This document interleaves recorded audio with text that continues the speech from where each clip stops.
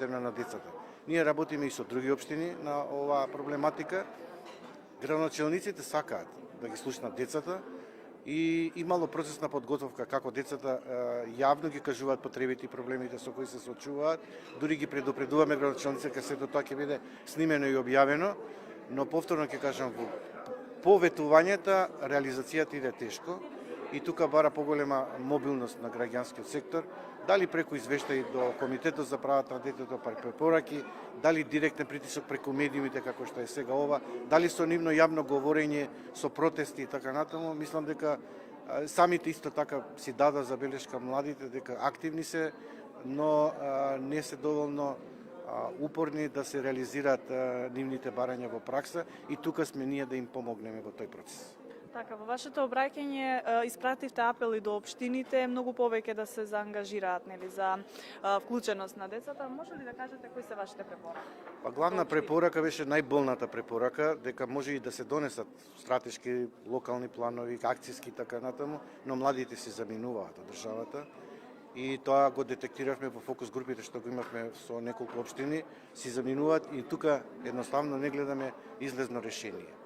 Тоа мора сериозно да се занимава и локална извршна власт и мислам ако тоа не се реши, сите наши заложби, напори за подобрување на состојбата за правата на децата ќе бидат нецелисходни. Благодарам.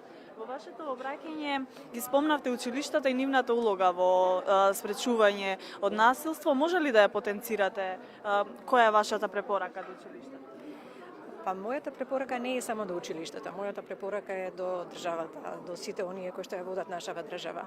Бидејќи реков, доколку ние од извршната власт имаме прекршување на правата, имаме говор на омраза, имаме нетолеранција, нема да можат училиштата сами да ја поправат работата во самите училишта. Мислам дека сите заедно, ние возрастните, сме тие кои што мораме да почнеме да моделираме какво однесување сакаме и какво општество сакаме.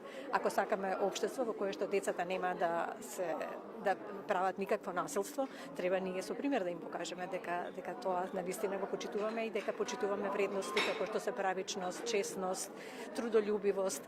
А додека децата мислат дека само со лесна заработка ќе можат да постигнат нешто во животот, се дотогаш нема да имаме општество во кое што децата ќе сакаат да живеат, туку како што кажаат сите, ќе си одат од оваа земја и ќе одат таму каде што владеат некаков ред, каде што имаат поголеми шанси за свој напредок и за остварување на своите потенцијали.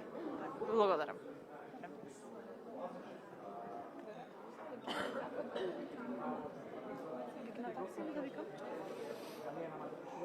Што сакаш прави?